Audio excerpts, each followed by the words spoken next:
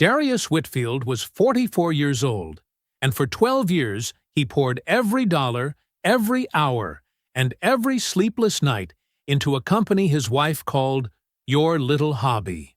While he made cold calls at 11 p.m. from a spare bedroom, Portia managed their household finances and quietly decided he wasn't worth the bet.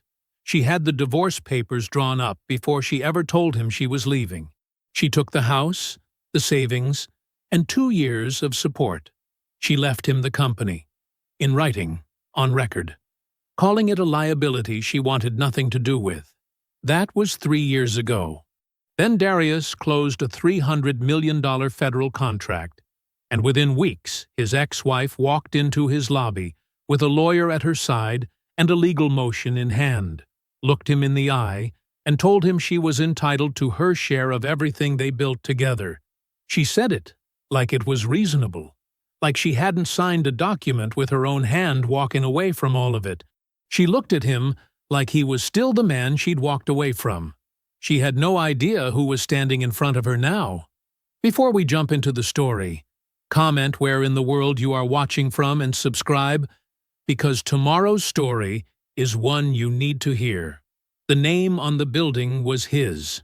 14 floors of glass and steel rising above Peachtree Street. And right there near the top, in letters 2 feet tall, Whitfield Supply Group. Darius noticed it every single morning when he pulled into the parking deck. Not with pride, exactly. More like quiet confirmation, like checking a fact he still needed to verify. Inside his corner office, the Atlanta skyline stretched wide behind him through floor-to-ceiling windows. The morning sun cut clean across his desk, lighting up the stack of documents that Kezia had placed in front of him at exactly 8 o'clock. The same time she always arrived.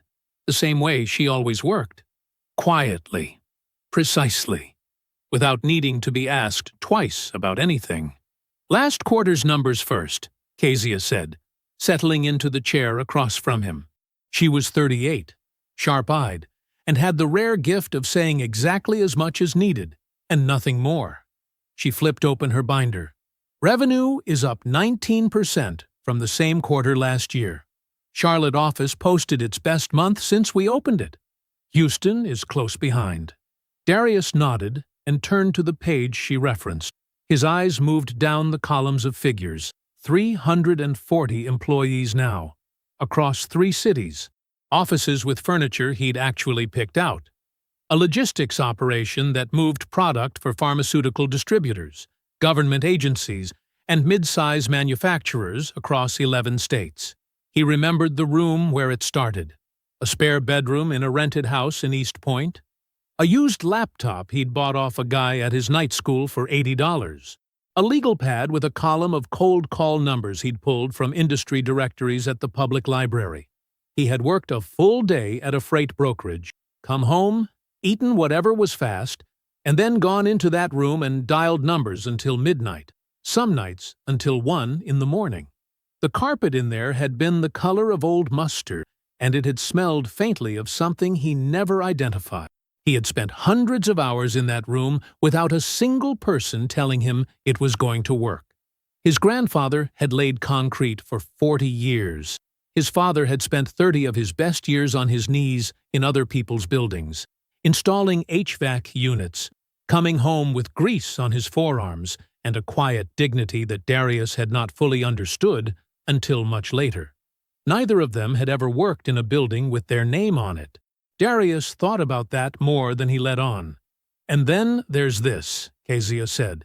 She slid the top document toward him. A thick packet, tabbed and highlighted.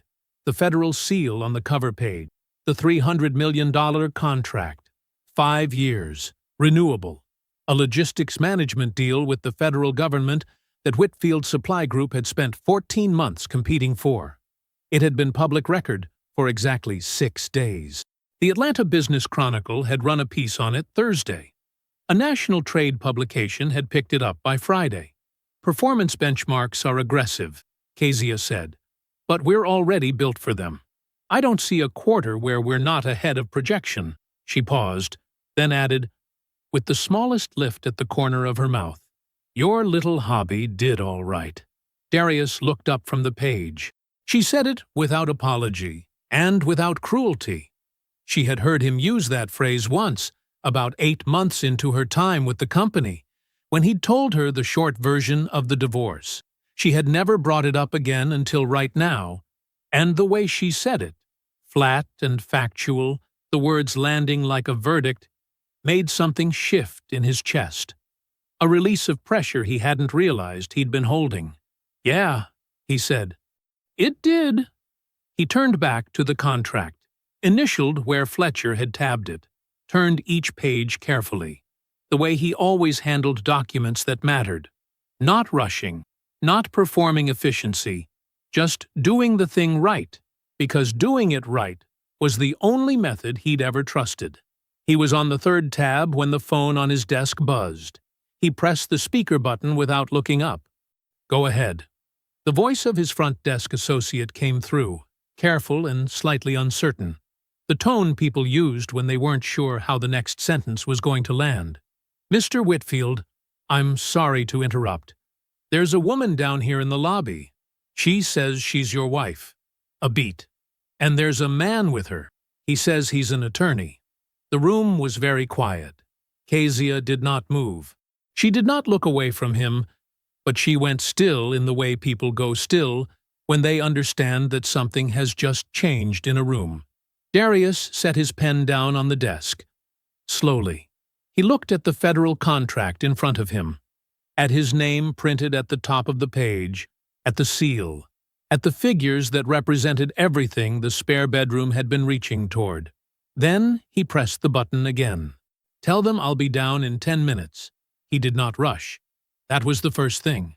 He went to his private bathroom, ran the cold tap, and pressed both hands flat against the edge of the sink. The marble was cool beneath his palms. He looked at his reflection in the mirror above it, the gray threading through his close-cut hair, the lines at the corners of his eyes that hadn't been there 5 years ago, the face of a man who had earned every single thing waiting for him upstairs on that desk. He straightened his tie, a deep navy, no pattern. He smoothed the front of his jacket. He looked at himself for a long moment. Then he turned off the tap and walked out. The elevator opened on the lobby, and Darius stepped out into the cool, marble-floored entrance of his building. The space was clean and deliberately understated. Dark stone floors, a reception desk of pale wood, the company name etched into the wall behind it in brushed steel. He had approved every detail of this lobby himself. He had stood in this exact spot and imagined it before it existed. He saw her immediately. Portia stood near the security desk, and she looked exactly the way she always looked, composed, polished, dressed in a charcoal-wrapped dress that said, "I belong in rooms like this." Her hair was pulled back. Her posture was perfect. She had the practiced ease of a woman who had never once walked into a room without first deciding how she wanted to be perceived in it. Beside her stood a man Darius didn't recognize. He was maybe 50, wearing a gray suit that fit well and carrying a dark leather portfolio under one arm. He had the smooth, unhurried expression of a man who made his living saying difficult things in pleasant voices. Portia saw Darius cross the lobby. Her face arranged itself into something warm and civil. Not a real smile, something engineered to look like one. "Darius!" She said his name the way you say the name of someone you have already decided how to handle. The man in the gray suit extended his hand. "Harlan Greer. I represent Ms. Hargrove." Darius shook it once, said nothing. Portia didn't wait for the pleasantries to finish. She never had been good at patience when she wanted something. "I've been reading about the federal contract," she said. Her voice was smooth, reasonable, the same voice she used in every hard conversation, the one designed to make the other person feel like disagreeing would be unreasonable. $300 million, Darius. She tilted her head slightly. "That's a remarkable thing." He looked at her. He did not respond. "I think we both know," she continued, "that I'm entitled to my share of what we built together. I held this household up for 12 years. My salary paid our bills while you were getting that company off the ground. My benefits covered us both. I made it possible for you to take those risks." She paused, letting it settle. "That entitles me to something. My attorney agrees." Greer nodded on cue, smooth and practiced, already reaching into the leather portfolio. "We believe the original settlement did not fully account for Ms. Hargrove's contribution to the marital estate," he said, "and we're prepared to demonstrate a basis for—" He placed a document on the security desk and slid it toward Darius. Darius picked it up. He read the first page without expression. His eyes moved down the lines of legal text.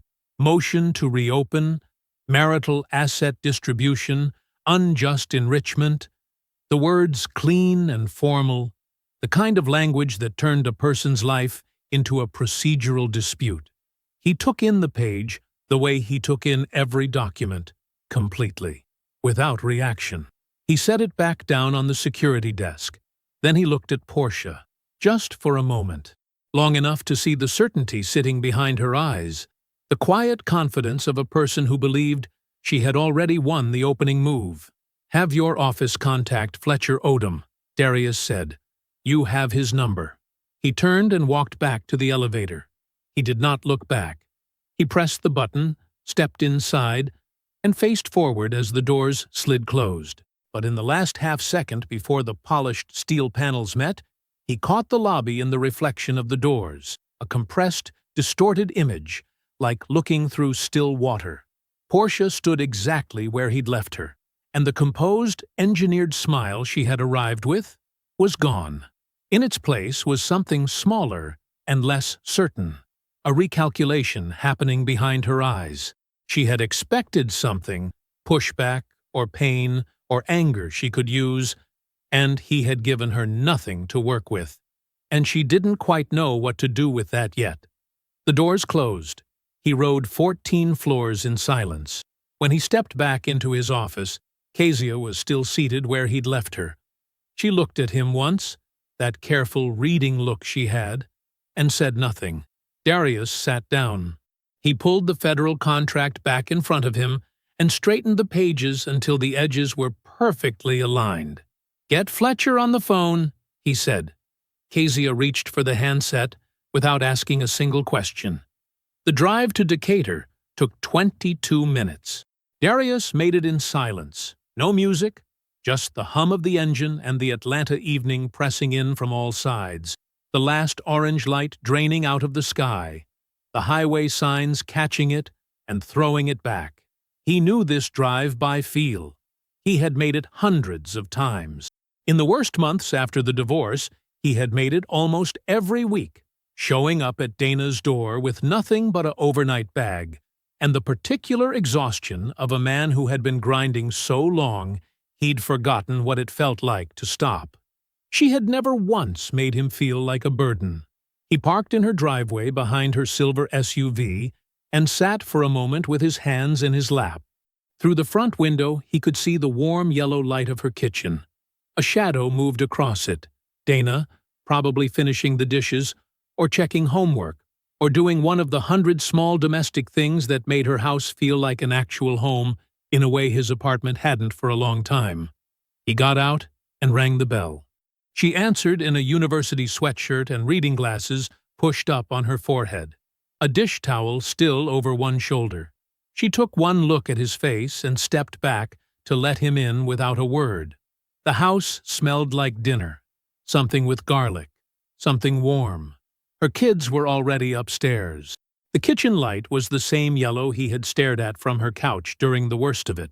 Lying awake at 2 a.m. with a legal pad balanced on his chest, running numbers that didn't add up yet. Dana poured sweet tea without asking. She set both glasses on the kitchen table, pulled out a chair, and sat down across from him. He told her everything. From the front desk call to the lobby.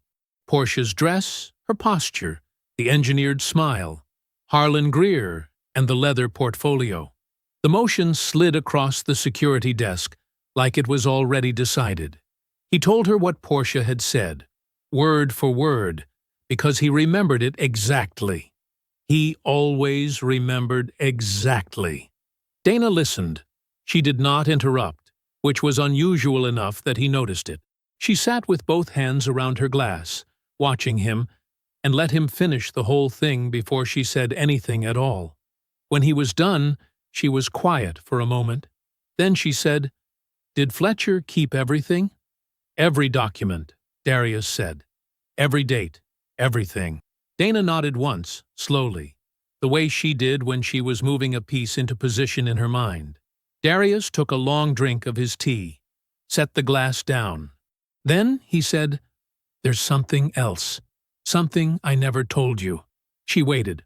"At the time of the divorce," he said, "I already had a verbal commitment from FarmCorp, the pharmaceutical distributor, my anchor client. They had told me they were ready to move forward. The relationship was real." He paused, but the contract wasn't signed yet. No signatures, no dates, nothing on paper. Dana's eyes held steady on his face. "Fletcher had been telling me for months to make sure every signature had a clean date," he continued. "He meant it as general counsel. Just good practice. But by that point, I had started to suspect things weren't right. A friend of ours, you don't know him well, he told me, quiet as he could, that Portia had been spending time with somebody. Somebody he described as having real money. Darius said the phrase the same flat way it had been said to him. I didn't have proof, but I had enough. The kitchen was very still. So I called FarmCorp and told them I needed 6 more weeks before we formalized anything. I told them it was an internal timing issue." He looked at his glass. "It wasn't. I waited until after the papers were filed and the divorce was finalized. And then I signed." He looked up at Dana. "I didn't hide anything. There was nothing to hide. The contract didn't exist yet on paper. I just made sure that when it did exist, every date was clean. Legal, documented. Fletcher made sure of that." Dana hadn't moved. She was looking at him the way she used to look at students she was deciding whether to believe. Except this wasn't skepticism. It was something closer to awe, slowly recognizing itself. "You already knew she was leaving," she said. "I suspected," Darius said. "So I got ready." The refrigerator hummed in the corner. Somewhere upstairs, one of the kids shifted in a creaking bed. The yellow kitchen light held them both in its small, warm circle. Dana looked at her brother for a long moment. Really looked at him. The gray at his temples, the steadiness in his eyes, the particular stillness of a man who had made his decisions and lived inside them cleanly. "Darius," she said. She said it quietly. "The way you say something when words are almost not enough for what you mean. You are your grandfather's child." He said nothing. He didn't need to. He picked up his glass, and they sat together in the quiet of her kitchen, and outside the Atlanta night settled in around the house like it always had, indifferent to everything, patient as concrete, old as the ground itself. The call came at 8:47 in the morning. Darius was at his desk with coffee and the draft language for a contract amendment, the Atlanta skyline gray and low behind the windows, clouds sitting heavy on the city like a lid. Kezia had already been in and out twice. The day was moving the way good days moved, with purpose, without noise. Then his phone lit up. Fletcher. "Sit down," Fletcher said, before Darius could speak. "I'm already sitting." "Good." A pause. The kind Fletcher used when he was ordering his thoughts before he delivered them. "I've been doing discovery prep since yesterday afternoon. Background research, financial filings, public record pulls. I wanted to know exactly what we're dealing with before I said anything." "Tell me," Fletcher told him. Roland Voss, the man Portia had left Darius for, the man with the real money, the real estate developer with the big name and the bigger condo, had filed for Chapter 11 bankruptcy protection 4 months ago. Not a rumor. Court record. Filed in the Northern District of Georgia. Case number available to anyone who wanted to look. His real estate company, which had been valued on paper at somewhere near $40 million, was worth approximately $800,000 after debt. 4 months of legal proceedings had already made that number worse. Staff had been laid off. 2 active development projects were frozen.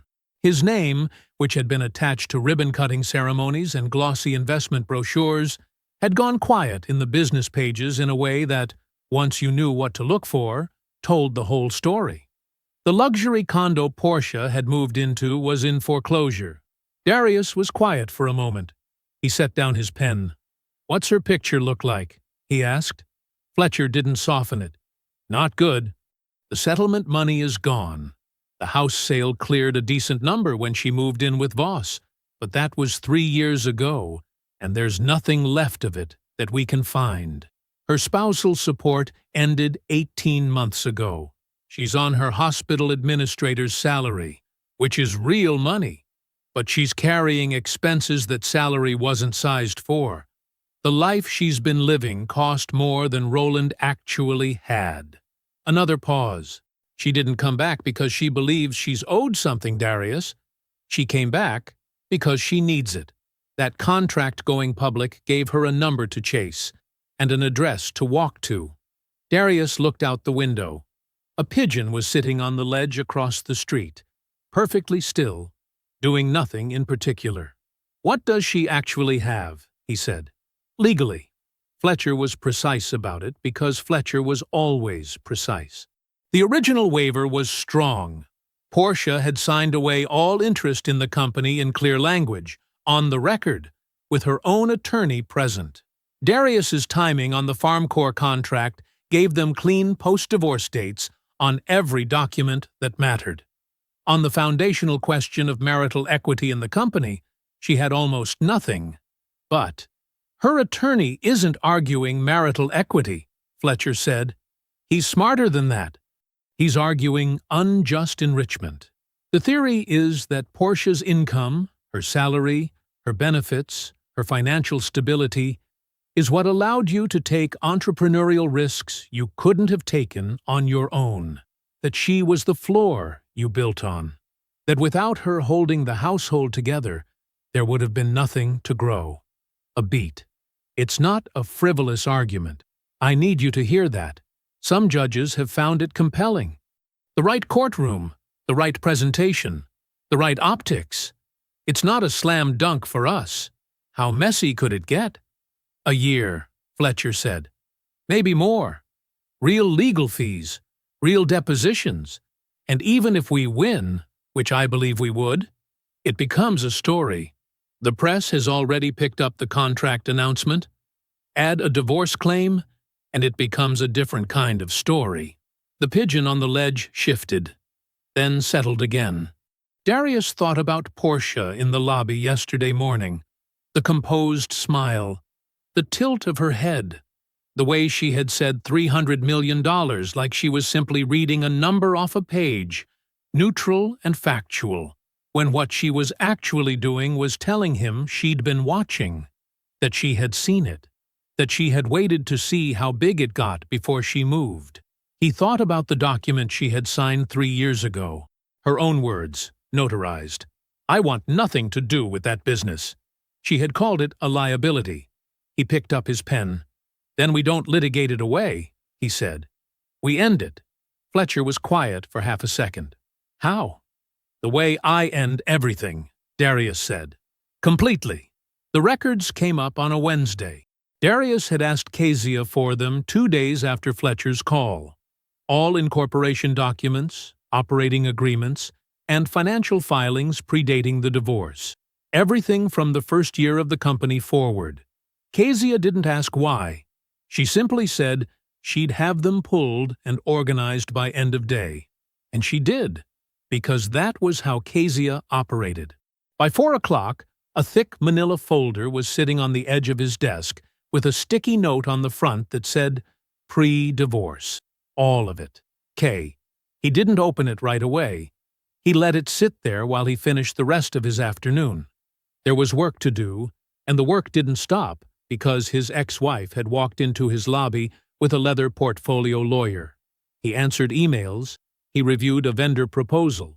He signed off on a staffing change in the Charlotte office. Then, at 6:15, when the floor had emptied and the city outside was going amber and gold, he opened the folder. He read for 45 minutes. At 7, he picked up his phone and called Perry Langston. Perry answered on the second ring, the way he always did, like he had been expecting the call and saw no point in pretending otherwise. "Darius." His voice was low and unhurried, the voice of a man who had been in enough rooms to know that most things worth saying didn't need to be rushed. "I heard about the contract, front page of the business section." "Yeah," Darius said. "That's part of what I'm calling about." A short silence. Then Perry said, "She came back." It wasn't a question. "She came back," Darius confirmed. Perry exhaled slowly through his nose. Darius could picture him exactly, sitting in the leather chair in his home office in Stone Mountain, reading glasses pushed up on his forehead, a half-empty glass of something on the table beside him. "Tell me what you need," Perry said. Darius told him. He walked Perry through what Fletcher had filed, what Greer was arguing, and what the records in front of him were showing him, or more precisely, confirming. Because reading through those early documents wasn't teaching him anything new. It was just putting numbers and dates on things he had already lived, things he had never forgotten, even when he'd tried to set them down. Perry filled in the parts that the paper couldn't capture. The first near-death had come in year 2. Darius had landed a mid-sized pharmaceutical distributor as a client. Real money, real potential. But the payment cycles were long, and the gap between what he was owed and what he had to spend nearly swallowed the company whole. He needed $40,000 to cover the cash flow difference. Just a bridge. A line of credit. Nothing exotic. The bank would do it with a co-signer. He had asked Portia. She had said no. Not quietly, not apologetically. On the record. She had spoken with the loan officer directly and stated, in language the bank documented in writing, that the business was not creditworthy and that she was unwilling to attach her name to it. The file in front of Darius had the bank's notation right there in plain type. He had borrowed the money from Dana and Perry instead. Dana had given him $22,000 from her savings, money she had documented as a personal loan with repayment terms, because Dana documented everything. Perry had covered the remaining 18. Darius had repaid both of them in full, with interest he insisted on, within 14 months. "I remember sitting across from you at that diner on Peachtree," Perry said. "You had the bank letter in your hand? I asked you what Portia said, and you just looked at me for a second and said she had concerns." He made a short sound that wasn't quite a laugh. I knew what that meant. Darius said nothing. "The second time was worse," Perry continued, "when the Kellner account blew up." Darius remembered it without needing Perry to remind him. A logistics error, the wrong routing on a temperature-sensitive shipment, had nearly cost him his largest client at the time. He had spent 3 straight weeks working around the clock to fix it. Phone calls at midnight, revised proposals, site visits. He had rebuilt that relationship one conversation at a time, and he had done it while running on 4 hours of sleep and whatever was left in the coffee machine. Portia had gone to Savannah that same week. A trip with friends she had been planning, she said. She came home 12 days later with a tan and a complaint that she felt neglected. She wanted a vacation, a real one, somewhere warm. He hadn't said much. He had gone back to work. "She didn't put $1 into that company," Perry said. His voice was even. Not angry, just stating the arithmetic of it. "She didn't sign for it. She didn't sit up with it when it was sick. She bet against you, Darius. She looked at what you were building, and she put her money on you failing." A pause. "She lost. And now she wants to collect on a ticket she already threw away." Darius looked at the bank refusal document in the folder. The date on it. The neat, institutional language of it. Ms. Hargrove declined to serve as co-signatory, citing concerns regarding the applicant business's creditworthiness. He called Fletcher next and told him about the bank document. Fletcher said he wanted the original, or a certified copy, in the file by Friday. He said it the way he said most things, quietly, with the certainty of a man who had already decided what was going to happen next. After he hung up with Fletcher, Darius sat alone in the office. The folder was open in front of him. The refusal document, Dana's loan receipt, dated and signed, Perry's repayment record, the Farm Corps contract with its clean post-divorce date sitting right there at the top of the signature page, Portia's own statement from the original divorce deposition in which she had described the company as financially distressed and not an asset I want to be associated with. He read through all of it slowly, the way he read everything that mattered. Each page was one more wall in something that was becoming very solid. The petition arrived on a Thursday morning. Fletcher called Darius at 8:15 to walk him through it before the day got away from them. He spoke in his usual manner, measured, precise, no wasted words, but Darius could hear something underneath the economy of it, a careful quality. The voice Fletcher used when he wanted to make sure his client understood something fully before reacting to it. "Greer's smarter than I initially gave him credit for," Fletcher said. "He's not going after marital equity in the company. He abandoned that angle, probably knew the waiver would kill it in the first 5 minutes. So he went sideways. Unjust enrichment," Darius said. "Unjust enrichment," Fletcher confirmed. "The argument is this. Portia's salary covered your household operating costs for the duration of the marriage. Mortgage, utilities, groceries, insurance. Her medical benefits covered you both, including during the years you had no coverage of your own. By keeping the household financially stable, she freed you up to take entrepreneurial risks you couldn't have taken otherwise. She didn't invest in the company directly, the argument goes. She invested in the conditions that made the company possible." Darius was quiet. "It's a framing argument," Fletcher continued. "Technically accurate in the narrowest sense. She did earn income. The household bills were paid, and he'll have documentation on all of it." A short pause. "I want you to hear me say this plainly, Darius. This argument has moved judges before. Not often, but enough times that I won't call it frivolous. Greer knows what he's doing." "I understand," Darius said. "The deposition is still on for Tuesday. You'll be present. You won't need to say much." "I know," Darius said. "I just need to be in the room." Fletcher's conference room was on the 9th floor of a building on Peachtree Center Avenue. Clean lines, neutral colors, a long mahogany table that had witnessed 100 versions of this particular kind of reckoning. Darius arrived first. He poured himself a glass of water, sat down on his side of the table, and waited. Portia came in 7 minutes later, Greer at her shoulder. She looked good. That hadn't changed. She was wearing a charcoal blazer over a cream blouse, her hair pulled back in a way that was professional without being severe.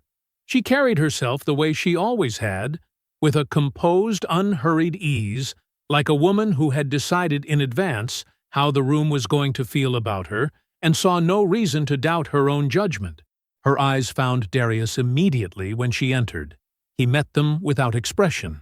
Then he looked down at the notepad in front of him and made a small mark on it, nothing meaningful, just the motion of a man settling in for work, and did not look up again until the court reporter called for attention.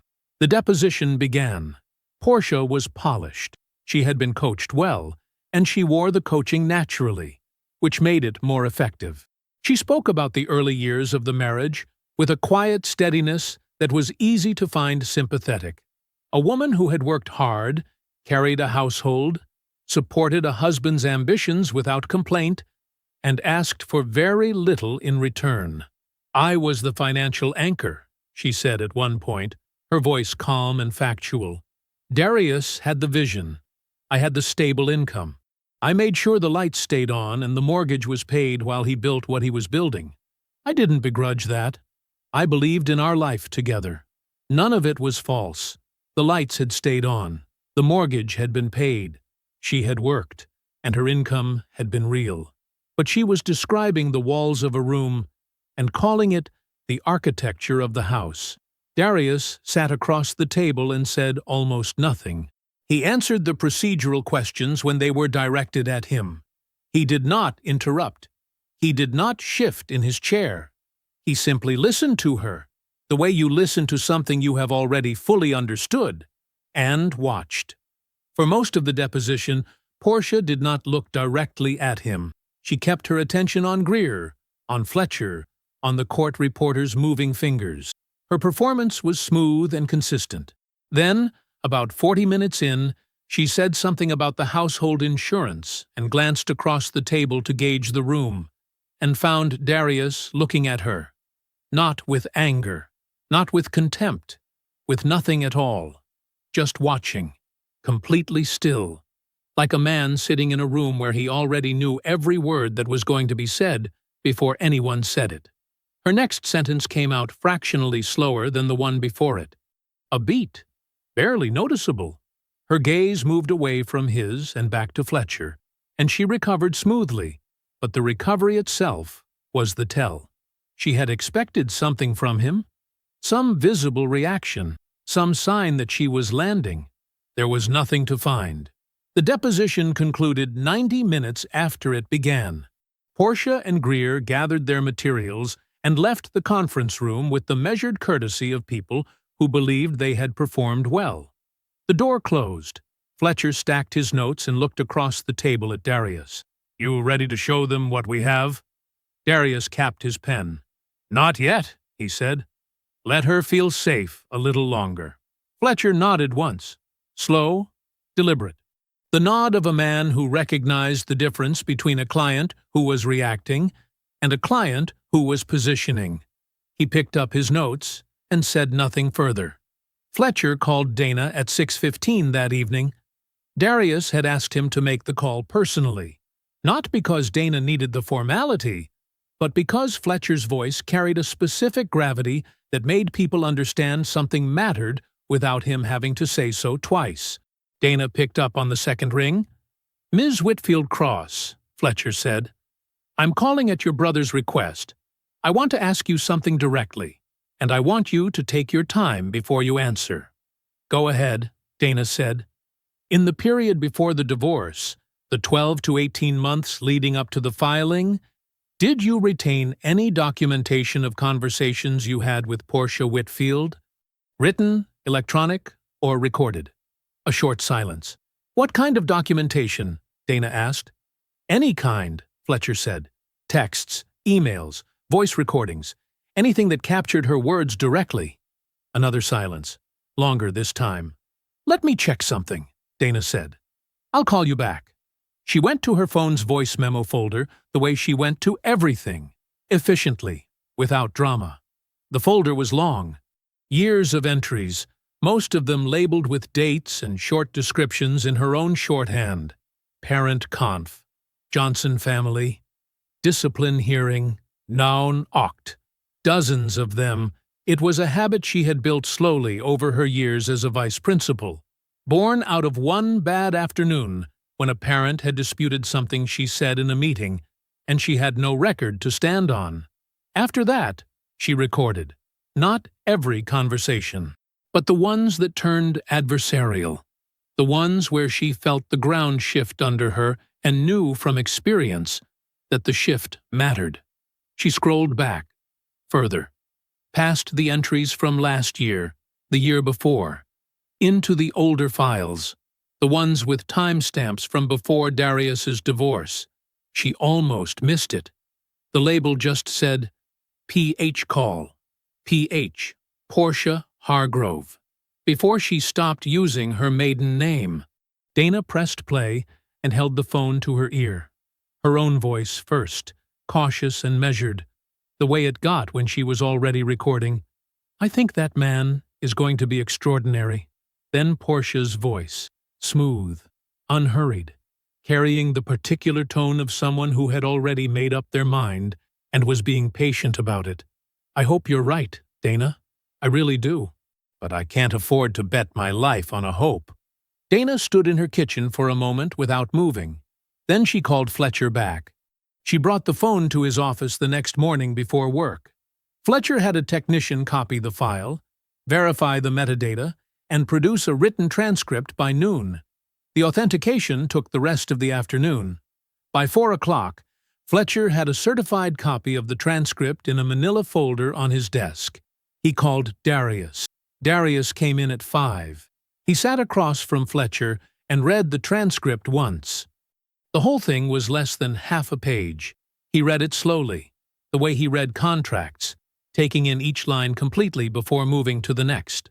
When he finished, he set it down on Fletcher's desk. He was quiet for a long moment. His hands were flat on the table. He was not clenching them. Fletcher did not fill the silence. Outside the window, Atlanta was moving through its early evening. Headlights, the low hum of traffic on Peachtree, the slow dimming of the sky over the buildings. Darius looked at the transcript once more without picking it up.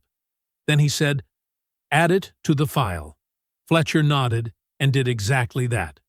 The following morning, Darius was at his desk, reviewing logistics projections with Kezia when his front desk called up. "Mr. Whitfield, there's a man in the lobby asking to see you. He doesn't have an appointment. He says his name is Roland Voss." Kezia looked up from her laptop. She kept her expression neutral, but her eyes asked the question. Darius thought for exactly 2 seconds. "Tell him I'll be down." Roland was standing near the building's front windows when Darius stepped out of the elevator. He was wearing a dark suit that had been expensive once. You could still see it in the cut, the fabric, but it hung on him slightly differently now, like a man who had lost weight he hadn't meant to lose. His posture was upright, but effortful, the way people stand when they're working at it. He extended his hand when Darius approached. Darius shook it. "Appreciate you coming down," Roland said. "Follow me," Darius said. He took Roland to the small conference room off the main hallway. Not his office. The small one. 4 chairs, a narrow table. No view. He closed the door and sat down across from him. Roland opened with the pitch smoothly enough, all things considered. There was a development project in need of logistics support. Regional supply chain work. He'd been following Whitfield Supply Group's trajectory and felt there could be a natural alignment. Maybe this whole legal situation could be resolved more amicably if both parties could find a way to— "Roland." Darius's voice was quiet, level. "Why are you here? Not what you're saying. Why are you actually here?" Roland stopped. The room went still. He looked down at the table for a moment, then back up. The pitch was gone from his face. What was underneath it was smaller and more honest. "She's going to lose, isn't she?" he said. Not a question. "Yes," Darius said. Roland nodded slowly. "And then she'll know she spent everything." He said it like a man reciting a sentence he'd already tried and failed to rewrite. "And she'll look at me and—" "That's between you and her," Darius said. He stood, buttoned his jacket, and opened the conference room door. Roland didn't move for a moment. Then he got up, picked up his portfolio, and walked toward the lobby without another word. Darius went directly to Kezia's desk. "Document that visit," he said. Time, date, who he is, what he said. Full summary. Kezia was already reaching for her keyboard. The building was quiet by 8 o'clock. The cleaning crew had come and gone. The receptionist had locked the front desk. Kezia had stopped by his doorway at 6:30, coat on, bag over her shoulder, and said, "Go home at a reasonable hour," the way she always did. Not quite a request, not quite a command. He had nodded. She had not believed him. She was right not to. Darius was still at his desk at 8:45. The city laid out behind him through the floor-to-ceiling windows, like something from a picture he would not have let himself imagine, back when pictures like this felt like someone else's life. Fletcher's binder was open in front of him. It was thorough. It was the kind of document that made arguments feel unnecessary, the kind that simply presented the truth in sequence and let the sequence do the work. Tab by tab. The bank refusal, Dana's loan receipts, Perry's affidavit, 3 pages, signed and notarized. The anchor contract with its clean post-divorce date. Portia's own words, from the original divorce deposition, printed in plain black type on white paper. And at the back, in a clear plastic sleeve, the certified transcript of a phone call Portia had made 3 years ago to a woman she believed would stay quiet. He read through it slowly. Not because he needed to. He had read it before. He knew every page. He read it the way you revisit something to make sure it's still real. He thought about the spare bedroom. Not this building, not these windows. A bedroom in a rented house in East Point with a second-hand desk pushed against the wall and a lamp he'd bought at a garage sale for $4 because the overhead light buzzed and he couldn't concentrate. A used laptop. A printed list of cold call numbers, each one marked with a pen after he'd dialed it. A dot for no answer. A line through it for a hard no. A small star for callback. He had made those calls at 11 at night because 11 at night was the only hour he had. Every other hour belonged to the day job, the commute, the bills, the careful management of a household that required 2 incomes to stay level. He had come home from work, eaten whatever was in the refrigerator, and sat down at that second-hand desk and dialed. Portia had been asleep down the hall on most of those nights. Or she'd been awake and had not come in to ask how it was going. He could not remember a single time she had come in to ask how it was going. He did not think about this with bitterness. It was just a fact. Like the date on a document. It either was or it wasn't. He thought about the kitchen table. He had refinished it himself the 2nd year of their marriage, stripped it down to bare wood, restained it a dark walnut, sealed it with 3 coats until it looked like something from a showroom. He had been proud of it in the uncomplicated way you are proud of something you made with your hands. Portia had approved of the result, which at the time had felt like enough. That was the table she slid the papers across. He remembered the morning clearly. The light coming through the kitchen window, the coffee he hadn't touched, the way she sat across from him, straight-backed, composed, unhurried. She did not look like someone in pain. She looked like someone who had completed a process. The papers were already drawn up. The attorney was already retained. There were no raised voices, because there was nothing left to argue about. She had already left. The conversation was administrative. She had not wanted anything to do with the company. She had said so. She had written it down and signed her name beneath it. He had let her go. He had gone back to the spare bedroom, not that bedroom, but the same impulse, the same desk, the same 11 o'clock discipline. And he had built. He did not feel rage sitting in his office with the binder open in front of him. Rage was too hot, too fast, too imprecise. Rage was for people who had been surprised. He had not been surprised. He had been prepared. There was a difference, and it was the difference that had mattered. What he felt was quieter than rage, and more complete. It was the feeling of a man who had done the work, kept the records, and waited, not impatiently, not with clenched teeth, but with the steady knowledge that the truth was documented and the documents would hold. He closed the binder. He picked up his phone and called Fletcher. Fletcher answered on the first ring. "You still in the office?" "Yes," Darius said. "I want to confirm the conference for tomorrow morning. Before the hearing." 9 o'clock, Fletcher said. Greer confirmed. "Portia will be there." A pause. "Adrienne still coming?" "She is." A brief silence. "You sure about that piece? Bringing her sister?" "She needs one person in that room," Darius said. "Who will tell her the truth?" Fletcher was quiet for a moment. Then, "Okay, 9 o'clock. Good night, Fletcher." "Good night." Darius set the phone down. He looked at the binder once more, then closed it and squared it neatly at the edge of his desk.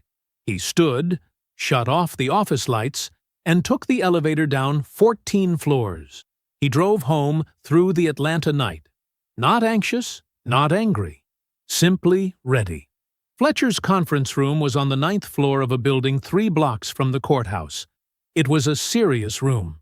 Dark wood table, 8 chairs, a credenza along one wall with water, and glasses nobody ever touched before 10 in the morning.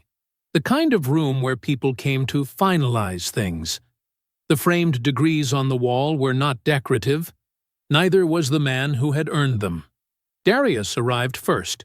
He set 2 identical binders on the table, one at Greer's expected seat, one at Portia's, and sat down across from both positions. Fletcher came in 2 minutes later with his briefcase and a paper cup of coffee, checked that the recorder was charged, and set it face down on the credenza without comment. Greer arrived at 8:53. He was polished and professional, leather portfolio under one arm, the practiced ease of a man who had done this many times. He took in the binders on the table and said nothing, but Darius saw his eyes move to them and stay there for just a half-second longer than was casual. Portia came in behind him. She was dressed well. Charcoal blazer, hair back, the same composed readiness she had worn in the lobby and in the deposition room. She was good at walking into rooms. She always had been. Then she saw Adrian seated quietly near the window, and the composure slipped. Just for a moment. Just long enough to be real. "Adrian." Her voice was careful. "What are you doing here?" Adrian met her sister's eyes.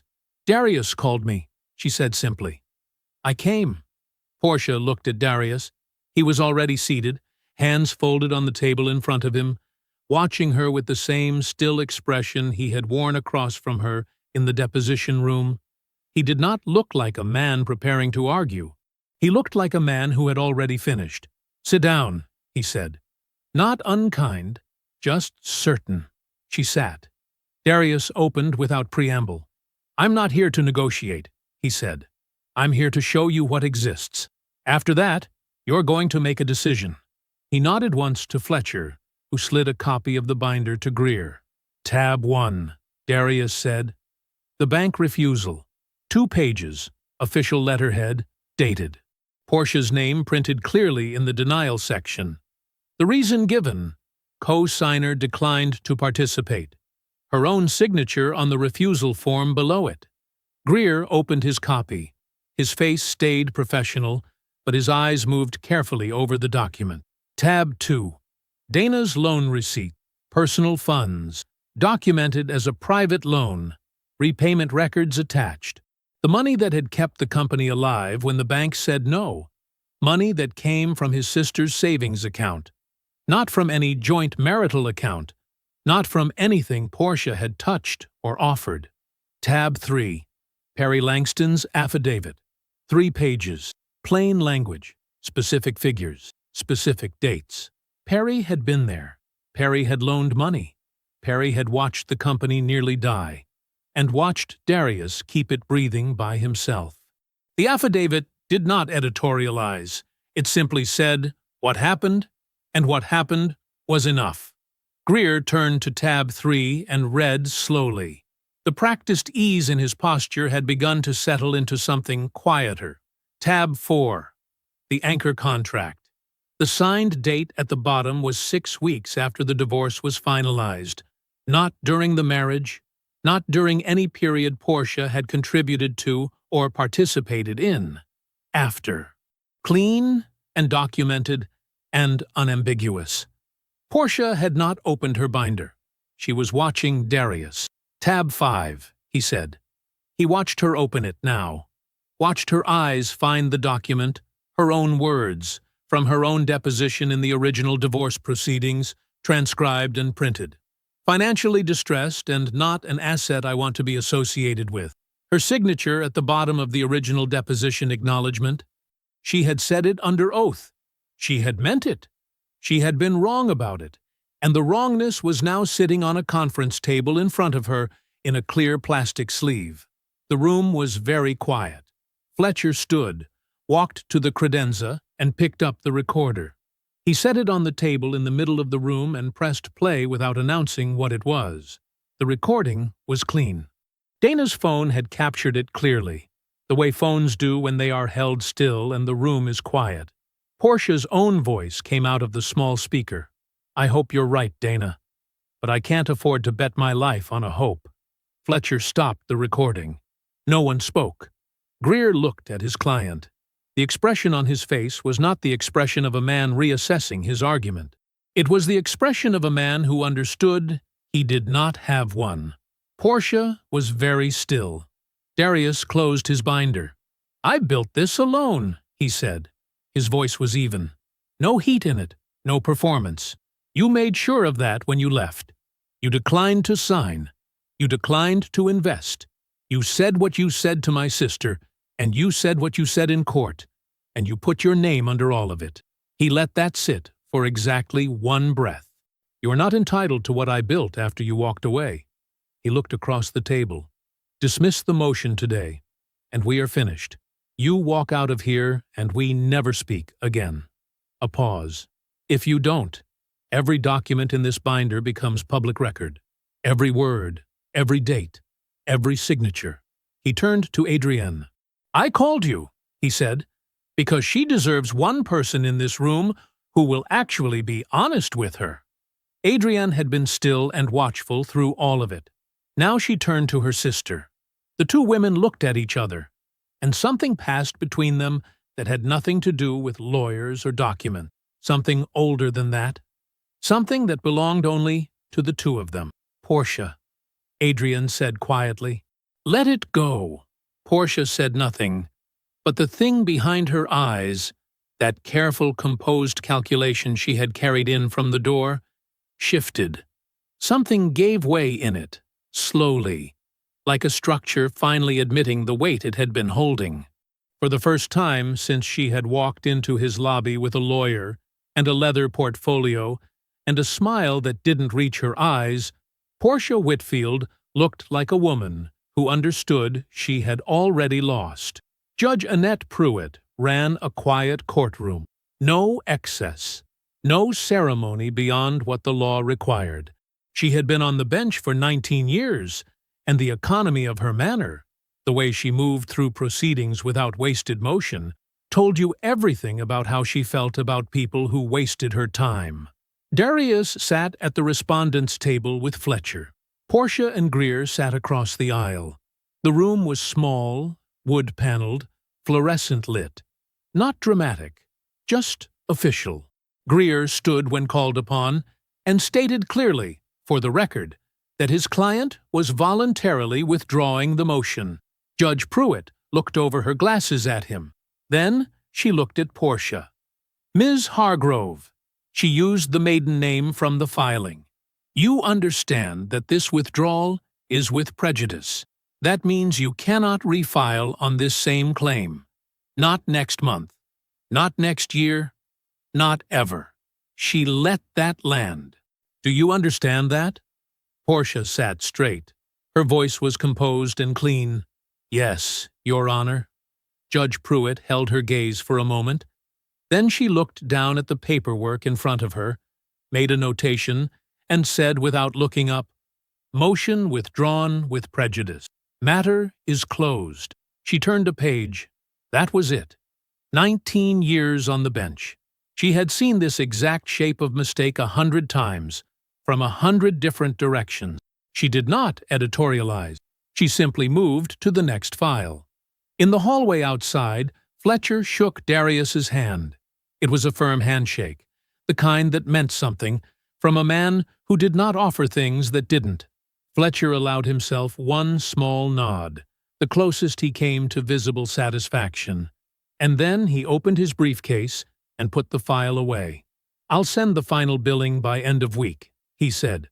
"Thank you, Fletcher," Darius said, "for all of it." Fletcher nodded again, briefcase closed. "Don't let anyone else make you come back here." Darius almost smiled. "I won't." He walked out of the building and into the Atlanta morning. The air was warm. Traffic moved on the street. Somewhere nearby, a delivery truck idled at a light, its engine steady and unhurried. He did not look back at the courthouse doors. He did not wait to see Portia emerge. There was nothing left to witness. He went back to work. 3 weeks later, a regional business outlet ran a short item. Whitfield Supply Group founder defeats post-divorce equity claim. The piece was 5 paragraphs. It cited the public court record, noted the post-divorce contract date, and quoted the with prejudice dismissal order. It did not quote the recording. It did not need to. The article circulated in Atlanta business circles the way small items do. Quietly, thoroughly, person to person. People who knew Darius read it and were not surprised. People who didn't know him read it and remembered his name. Portia's name did not appear in the article. It did not have to. The world she worked in was not large, and the story found its way there on its own. 2 months after the article ran, she was quietly passed over for a department chief role she had been building toward for 2 years. No explanation was given. None was needed.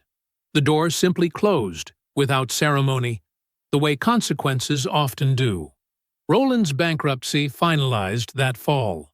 The condo was surrendered in October. They moved to a 2-bedroom rental in a part of Atlanta that was perfectly decent, and nothing like what she had imagined her life would look like at 42.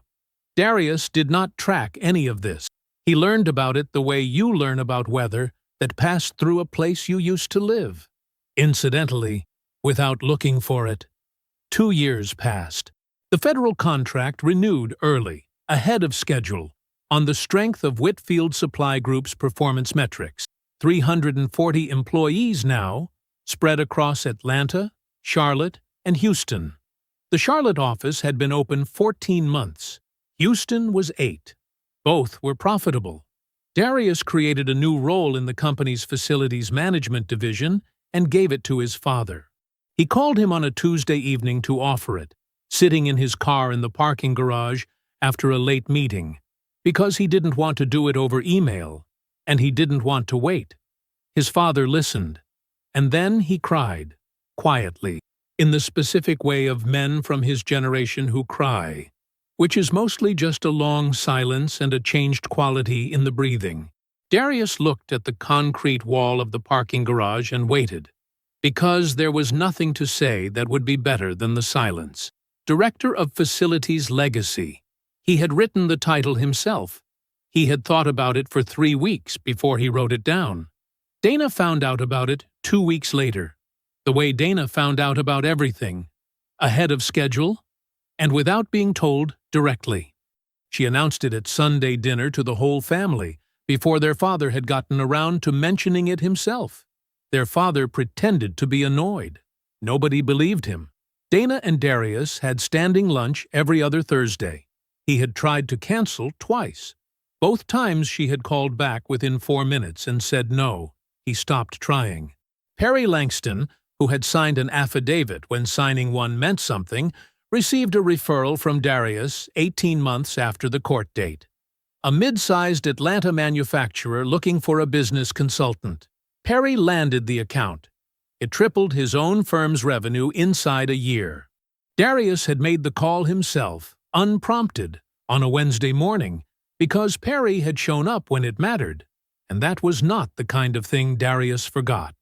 Adrian called once, not to report on her sister, not to apologize on her behalf. Just a short call, direct and warm. "I hope you're doing well, Darius," she said. "I am," he said. He meant it. Nadia was a landscape architect. She had her own firm, her own opinions, and absolutely no interest in the mythology that had begun to form around Darius's name in certain Atlanta circles. She had met him at a fundraiser for a local youth program neither of them had expected to find interesting, and she had spent the first 20 minutes of their conversation arguing with him about whether the city was doing enough to preserve its old-growth tree canopy. He had thought about her for 3 days afterward. She had never asked about his ex-wife. She knew the broad shape of it. Divorced, complicated, years ago, and she had no investment in the details. She was interested in him. The specific, actual him. What he ate for breakfast, and why he still kept a legal pad on his nightstand, and whether he thought the new highway expansion was going to destroy the West Side neighborhoods the way people were saying. It was, he had slowly come to understand, what it was always supposed to feel like. One evening in late September, they were sitting on the back porch of the house he owned outright. A house with a yard, old oak trees, a porch wide enough to actually use. The sky had gone orange and then purple above the tree line. Nadia had a glass of wine. Darius had been quiet for a few minutes in the way he sometimes went quiet, looking at nothing in particular, thinking something through. She watched him for a moment. "What do you think about," she asked, "when you go quiet like that?" He considered it. He gave the question the honest attention it deserved. "The spare bedroom," he said, "where I started. I think about how small the room was." He paused. "And how none of it mattered in the end." She nodded slowly. She didn't ask him to explain further. She understood. Not all of it, maybe not most of it, but enough. Enough to know that the question had been answered fully, and that the man sitting next to her had come a very long way to be this still. The sky darkened. The oak trees held their shape against it. He didn't think about Portia often. Weeks would pass without her crossing his mind at all. But occasionally, sitting in a first-class seat on a flight to Washington, or watching a pen move across the bottom of a contract with more zeros than he had once let himself believe was possible for a man with his last name and his starting point, he thought about one document, one she had signed with her own hand, in her own words, of her own free will. "I want nothing to do with that business." He had given her exactly what she asked for. I hope you enjoyed that one. Be sure to like the video and subscribe so you don't miss the next story. I've picked out 2 more for you that I think you'll really like.